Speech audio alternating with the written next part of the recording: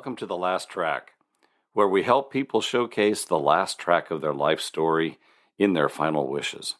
I am your host, Brian Norris, the co-owner of Bateman Funeral Home in Newport, Oregon. Just like a song can bring you back to a day, a time, and a memory, so too can a well-planned service.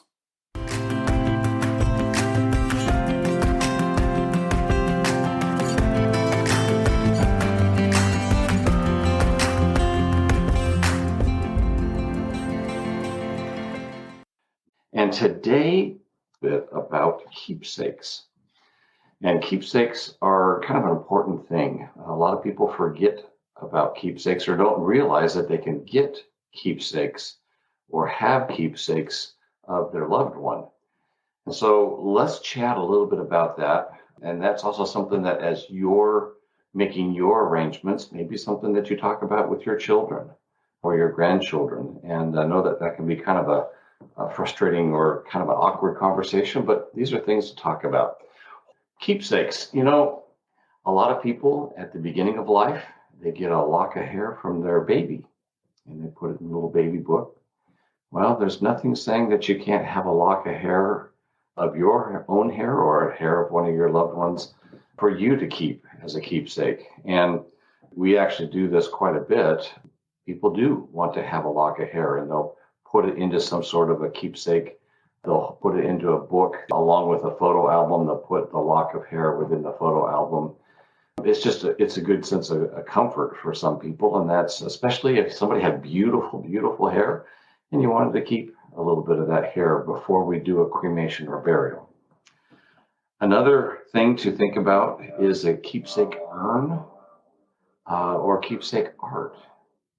And a lot of times when somebody's cremated, you get a fairly large urn, but you can get small versions of that same urn, or you can get unique versions of that urn. And people do that, and they'll just take a little bit of cremated remains and place it in a small miniature urn. A lot of times people will bury the large urn or place the large urn into something, maybe as a niche or into the ground. And then they keep a small keepsake for them.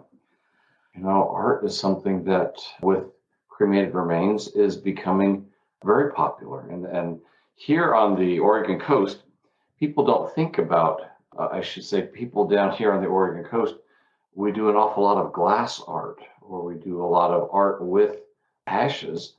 And so again, glass art is something that is pretty amazing. You can actually, if you find a local artist that does glass art, they might even allow you or help you to create that work of art. We have one of it's called the Edge Gallery, and we work with them quite a bit here in Newport. They're just over the bridge in South Beach, and they actually, if you're 8 years or older, will help you create some glass art. And they've done seashells, they've done crabs, they've done all kinds of different things with glass art, little floats or paperweights type of a thing.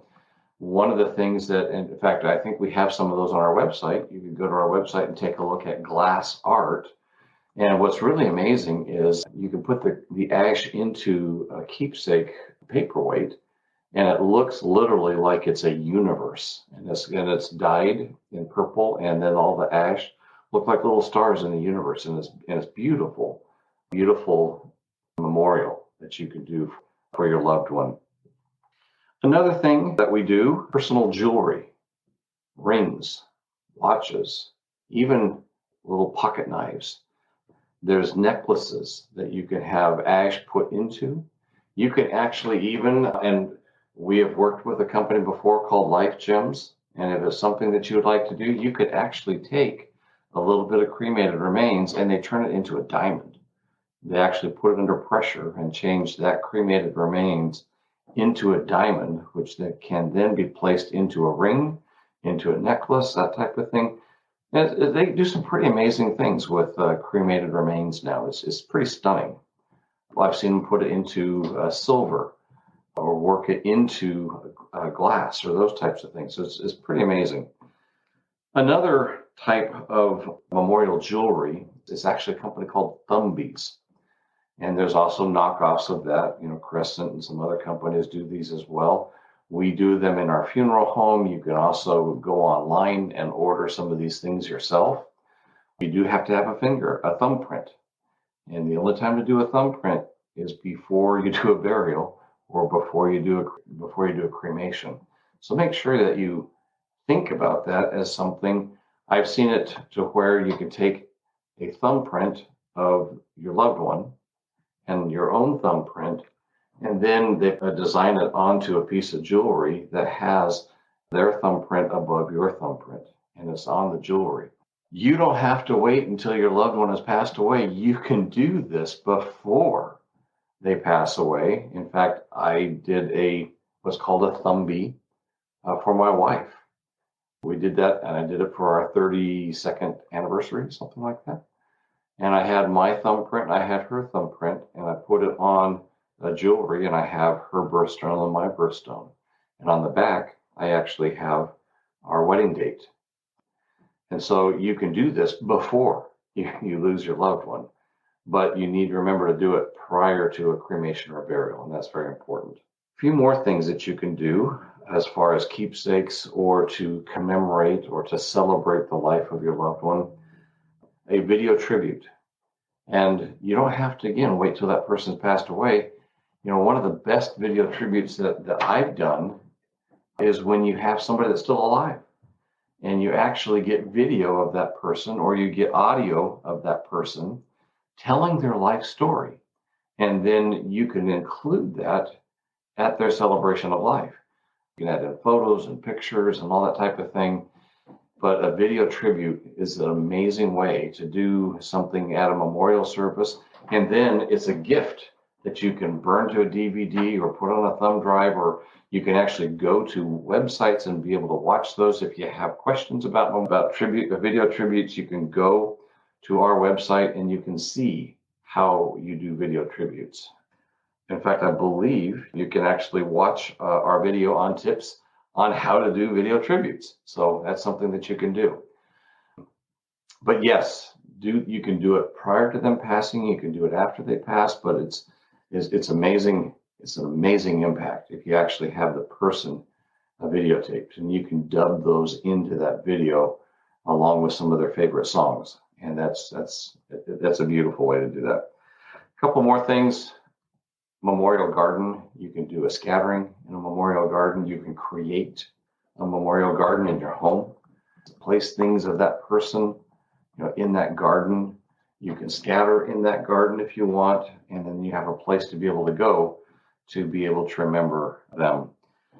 As we're thinking of our loved ones, we think, well, it's how can I try to keep and preserve their memory and their life? There's a number of programs out there that are kind of fun. And the first one is the Tree of Life Memorial Tree Planting Program. And this was started in 2008. And what they do is for every urn that's sold, you can fill out one of the cards and mail it in.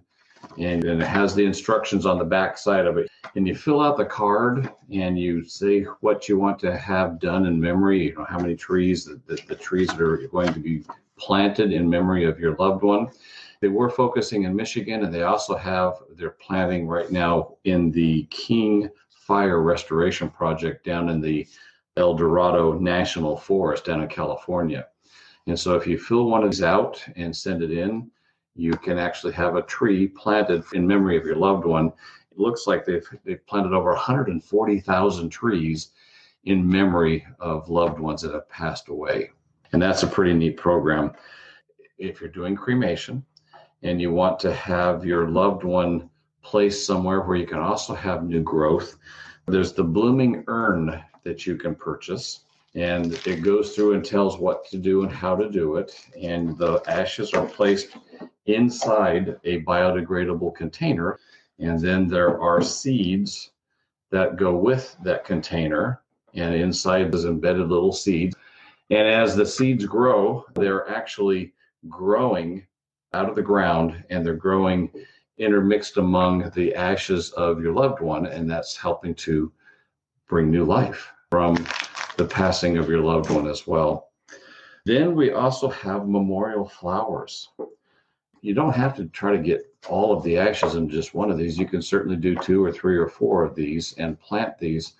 One of the nice things is, and some of these are annuals and some of them are perennials in here, but one of the things, if you don't want to purchase these items, but you want to do it yourself, you can certainly take the ashes and you can mix them into the ground and then place a bulb within that area, within that section. And that also every spring brings new life. And that's something that's actually year after year after year that you'll be able to see, and it will help to try to bring back some of those memories of your loved one. And you'll be able to see these beautiful flowers, and you'll be able to reflect on your loved one who has passed away. There's some amazing programs. One of the nice things about with cremation and how there are more and more ways that you can look and you can memorialize your loved one and be able to celebrate the life of your loved one. Last but not least, you can actually have a tree planted in the name and to honor your loved one. On our website, you can actually go to and you can order trees to be planted in a couple different locations throughout the U.S. where they're trying to reforest. They're doing a reforestation project, and you can have trees planted in their name, in their honor. And what a wonderful way to be able to remember somebody and to do a living memorial, And that's just, that's pretty cool. So this is all really cool stuff. Lots of different ways that you can remember your loved one who has passed away. There's ways to be able to honor them and to be able to remember them. Hopefully these things helped with keepsakes and memorial things that you can do. Please share this with somebody that might need this. Well, we have reached that time in our podcast where we take a time and we take a moment and we remember all the families that are experiencing a loss, and we light a virtual candle in their memory. Let's take a moment.